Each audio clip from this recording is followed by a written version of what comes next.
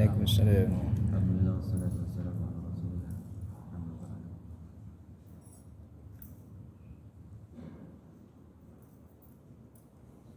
Kita lanjutkan ngaji kitab Jawahirul Bukhari.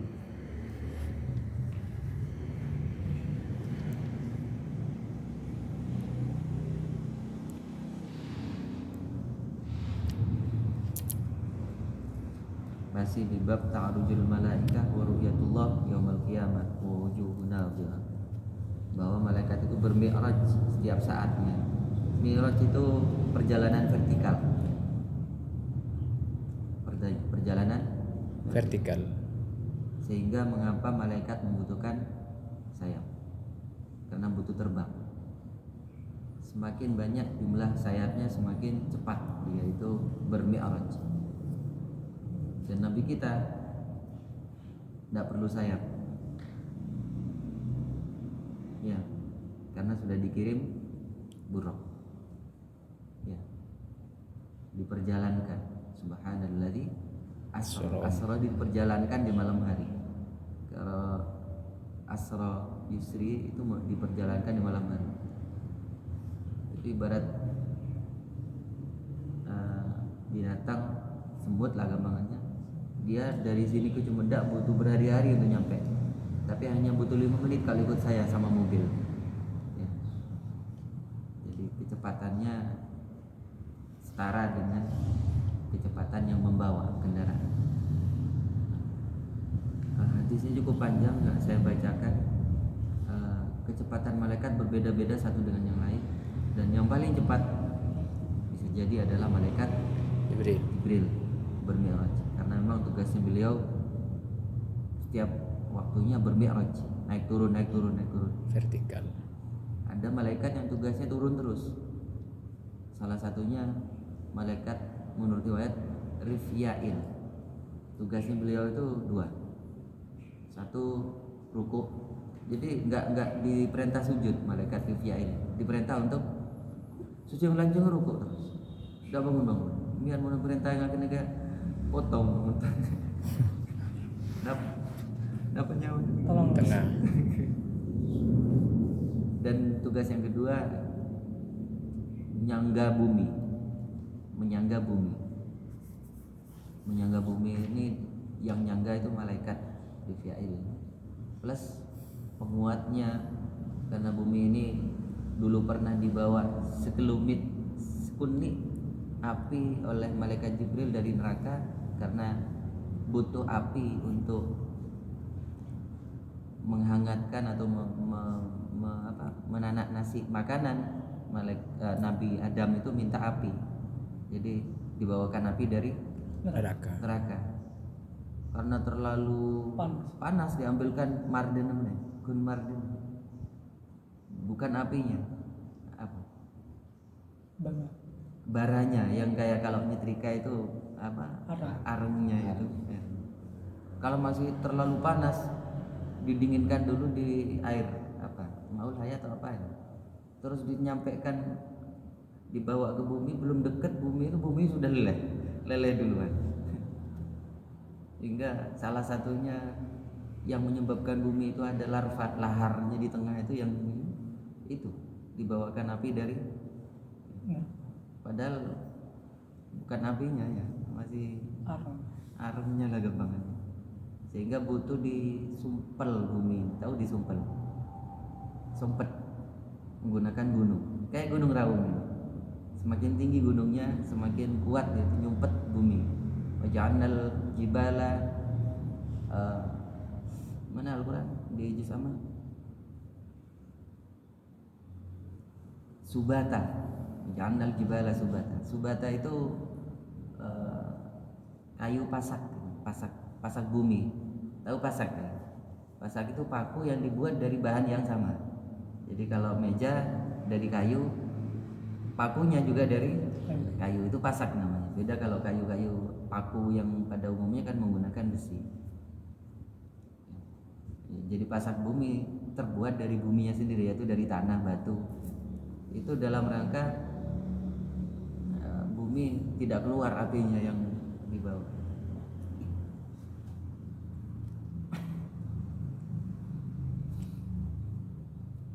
Lanjut, an Adi bin Hatim radhiyallahu anhu qala Rasulullah sallallahu alaihi wasallam, Rasulullah bersabda, "Ma minkum min ahadin," tidaklah satu pun di antara kalian illa sayukallimuhu rabbuh, kecuali kalian akan berbicara langsung pada Allah nanti di akhirat.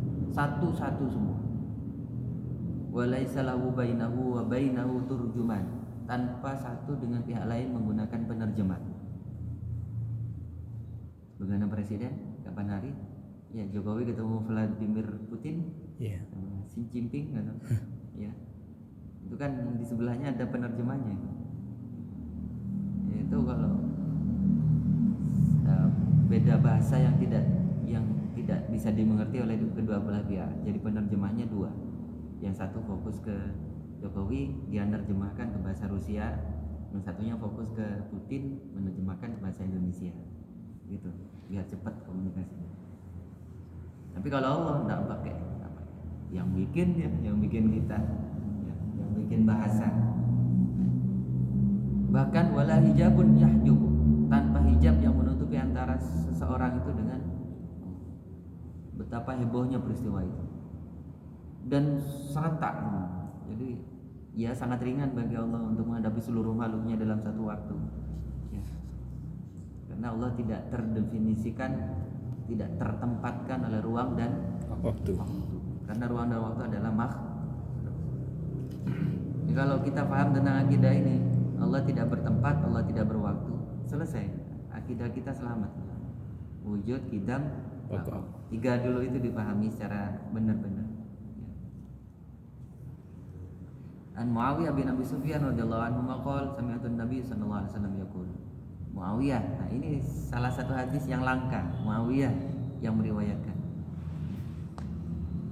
Beliau meriwayatkan sabda Rasulullah yaqul, "Ya la yazalu min ummati ummatun qa'imatun bi amrillah." Umatku pasti ada yang selalu menjalankan perintah Allah, taat kepada Allah di setiap zaman dan waktu, mulai dari Nabi, zaman sahabat, zaman tabi'in, tabi'ut tabi'in, sampai dengan zaman sekarang. Ma yadurru ma kadzabun, tidak membahayakan mereka tingkah laku orang yang suka bohong dan membohongi mereka. Wala man khalafahum, bahkan tidak ada satupun yang membahayakan mereka meskipun mereka dilawan waktu itu. Hatta ya'ti amrullah wa hum 'ala dzalik, sampai datang perintah Allah, urusan Allah terkait dengan rasa aman dan rasa damai seperti negeri damai negeri kita, atau bahkan zaman perang. Itu keputusan Allah saja yang menjadikan zaman damai atau zaman perang di sebuah negeri. Ya. Bisa dipahami? Bisa. Inilah yang terjadi di negeri Syam, Palestina sekarang.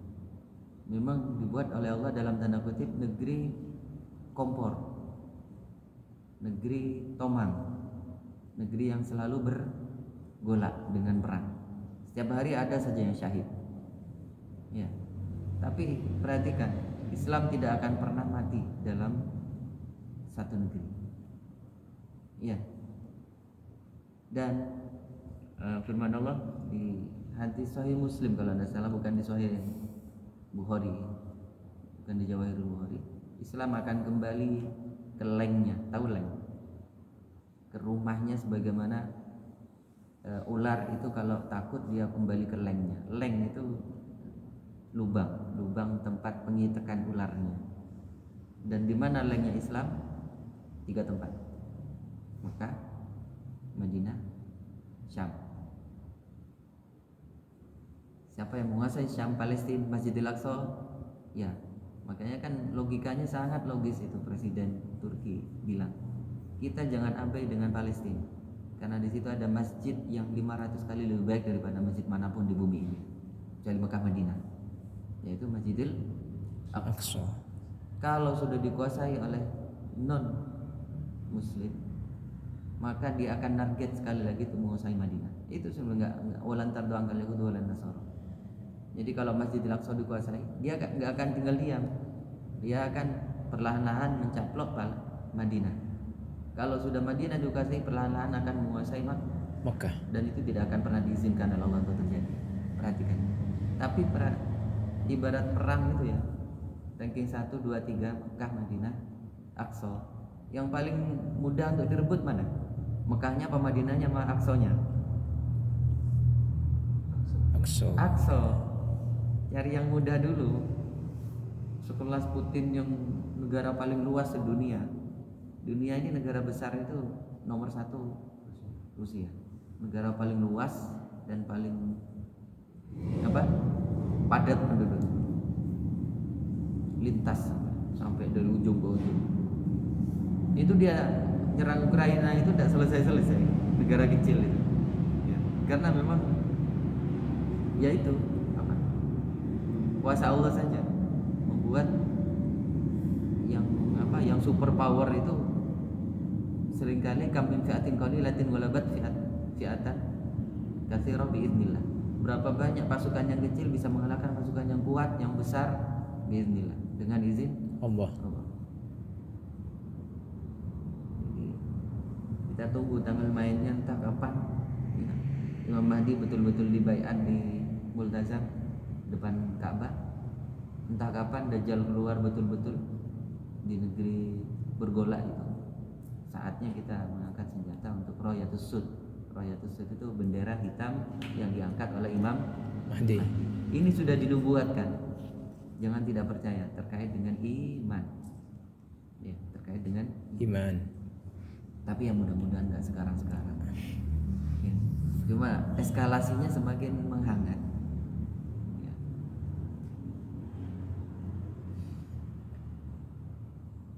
Kalam Rabb azza wa jalla Nabi radhiyallahu anhu qala sami'tu Nabi sallallahu alaihi wasallam qala inna 'abdan asaba dhanban wa rubbama qala adznaba dhanban. Nah, ini kayaknya sudah ya.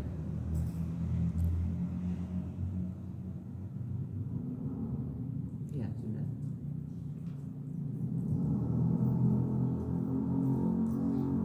Ini sudah. Jadi setiap kita pasti lapor pada Allah Subhanahu wa taala. Pasti menghadap, dan itu yang paling berat. Selamat di situ, selamat pasti. Tidak selamat di situ, pasti tidak selamat. Makanya karena rahmat Allah saja ada siksa hidup di dunia. Sakit, pedihnya sakaratul maut itu mengurangi dosa-dosa. Siksa kubur mengurangi dosa-dosa. Daripada disiksa di akhirat, sejalan mending disiksa di, kalau kata saya mending tidak disiksa di kubur. Ya itu. Sebab kalau orang sudah disiksa di kubur, alamat di neraka itu disiksa juga. Ya.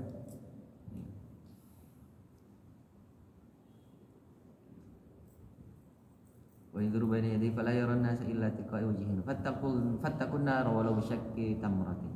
Perhatikan, takutlah kalian dengan siksa neraka meskipun dengan separuh kurma. Apa maksudnya separuh kurma? Satu, kita punya hanya separuh kurma, sedekahkan. Dua, kalau kita nemu separuh kurma kita nggak tahu dia itu halal apa haram, lebih baik dijauhi, jangan dimakan, jangan diambil. Separuh kurma loh, berapa sih harganya? Remeh sekali. Tapi Rasulullah sampai bersabda seperti itu. Kalau bukan hak kita jangan diambil. Makanya ada hukum ketika kita menemukan lukotoh, barang temuan, kalau kemungkinan barang itu akan tidak menjadi mubazir atau diambil oleh bukan orang yang berhak, maka kita sebaiknya tidak mengambil karena beresiko. Tapi kalau kemungkinan akan hilang atau hilang kemanfaatannya, kita nemu sebungkus nasi misalkan pinggir jalan, kita ambil. Kalau tidak diambil akan basi. Umumkan bikin pengumuman tulisan itu. Maka di masjid-masjid yang banyak musafirnya itu ada telesuar, lemari kaca itu, tulisan barang ketinggal, barang jamaah tertinggal. Di situ ditumpuk. Silakan hubungi nomor ini kalau takmir, kalau merasa mempunyai. Ya misalkan bungkus nasi, kalau nggak diambil itu mubazir, basi, maka ambil, umumkan dalam tempo waktu tertentu, boleh menjadi hak kita setelah di zakati. Zakat lukoto itu barang zakat yang paling besar prosentasenya. Lanjut. Wa Nabi Hurairah radhiyallahu anhu qala Rasulullah sallallahu alaihi wasallam la hasuda. Ada yang bilang la hasada. Tapi di redaksi ini la tahasud. Illa fitnain. Enggak boleh hasud, dengki. Enggak boleh dengki kecuali dalam dua perkara. Berarti boleh yang dua ini. Apa dengki itu? Tahu dengki? Iri, saudaranya iri. Ya. Itu tidak boleh, hukumnya haram, berdosa. Min syarri hasidin idza hasad, kita berlindung dari hasudnya orang-orang yang hasud. Ya. Nah, kecuali ada dua yang diperbolehkan. Nah, ini yang kata ulama bilangnya ghibtah. Ghibtah itu hasud yang baik. Apa itu yang dua itu? Rajulun atahullahul Quran. Yang pertama seseorang yang Allah karunia Al-Quran kepada dirinya. Wa huwa yasluhu ana al-lail wa ana an-nahar. Dan dia itu membaca Al-Quran itu siang dan malam. Dikarunia Al-Quran pas bukan dikasih Quran begini, mushaf itu namanya. Jadi lembaran tulisan Al-Quran. Jadi Al-Quran yang nempel. Al-Quran yang nempel. Ada nempel di sini hafid, ada yang nempel di sini amalan. Ini yang terbaik.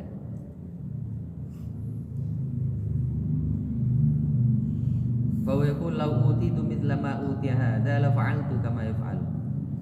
Kemudian dia berkata, orang yang hasud ini ya, seandainya aku diberikan sebagaimana dia diberikan, aku akan melakukan seperti apa yang dia lakukan. Ini hasud namanya kan? Ya.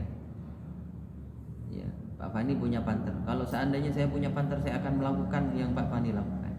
Apa? Ngecek orang yang terziarah, dibebaskan, tak usah urunan Pak Solar, misalkan contoh, digratiskan.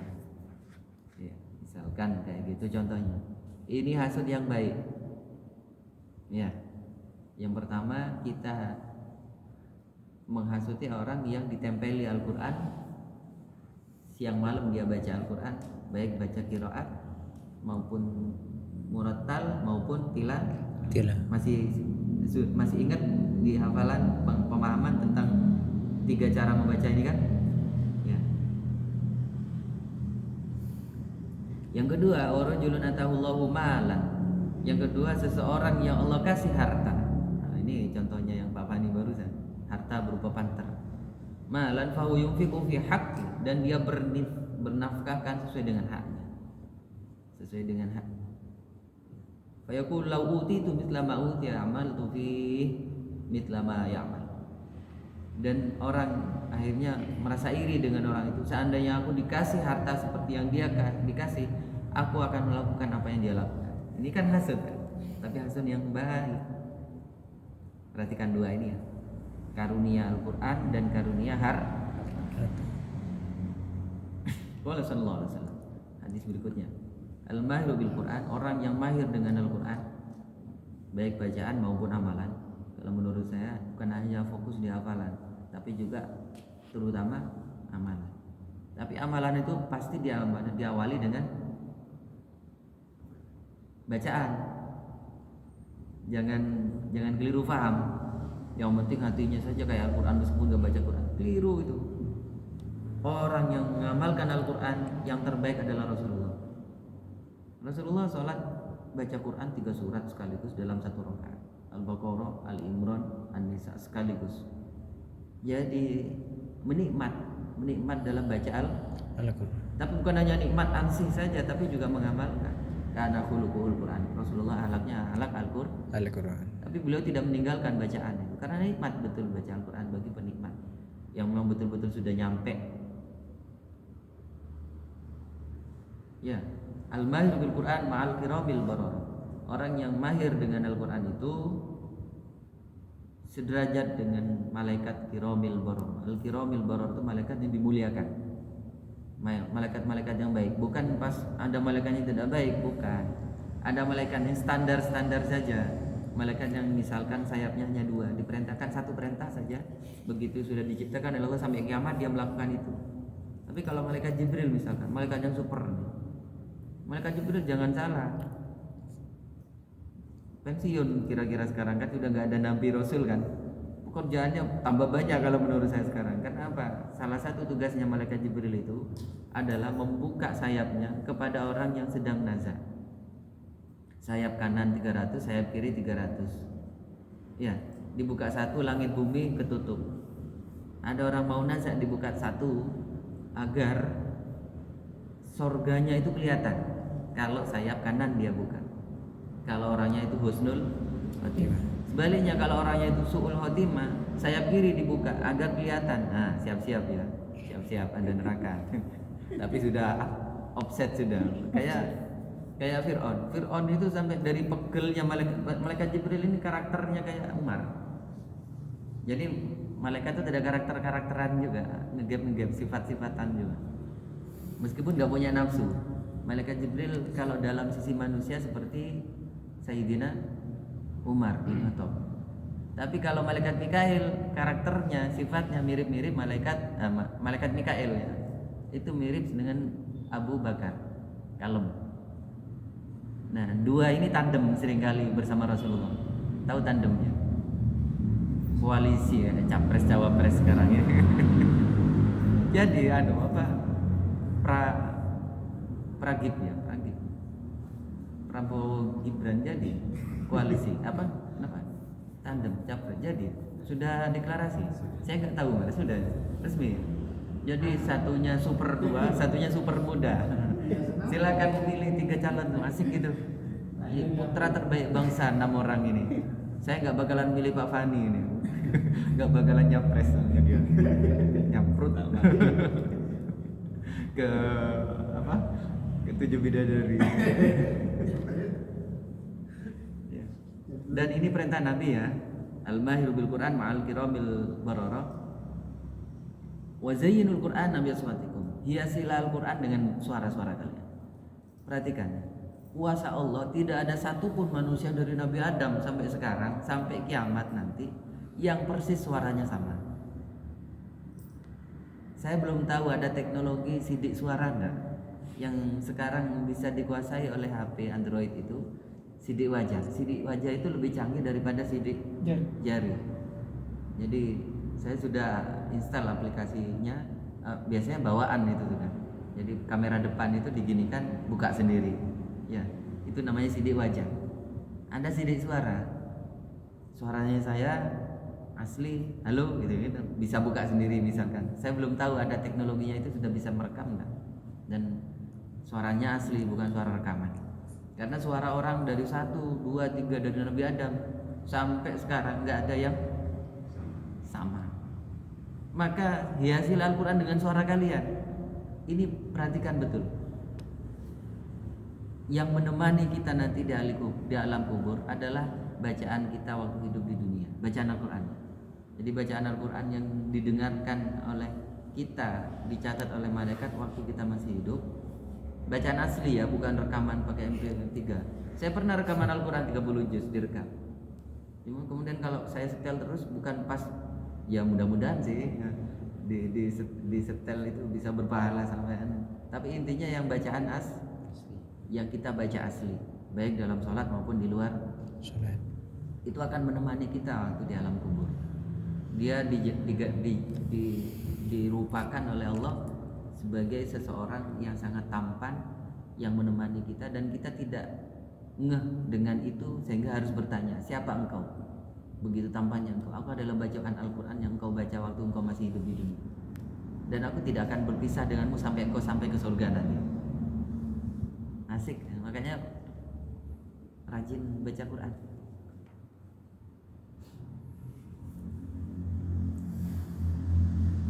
Satu lagi, An Abi Hurairah radhiyallahu anhu, anna Rasulullah sallallahu alaihi wasallam yaqul ma'adina Allah li syai'in ma'adina li nabiyyin hasanis saut bil Quran yajharu bi. Ya. Jadi suara yang paling baik, suara yang paling baik adalah suara Rasulullah SAW terkait dengan bacaan Al-Quran yang paling fasih. Salah satu sabda, aku yang paling fasih mengucapkan huruf dot, paling sempurna 100% Rasulullah. Ghairil maghdubi alaihim huruf dot itu ya, lidah ditempelkan di langit-langit, geser ke kanan atau geser ke kiri, walau puter. Nah, itu kalau ngelatihnya, kalau santri itu agak sulit tuh, nunggu pro. Ya kita rata-rata ngenteng lagi, padahal nggak ending. Padahal sudah dicontohkan bahwa baca Al-Quran disempurnakan. Warattilil Qur'ana Wallahu a'lam bishawab.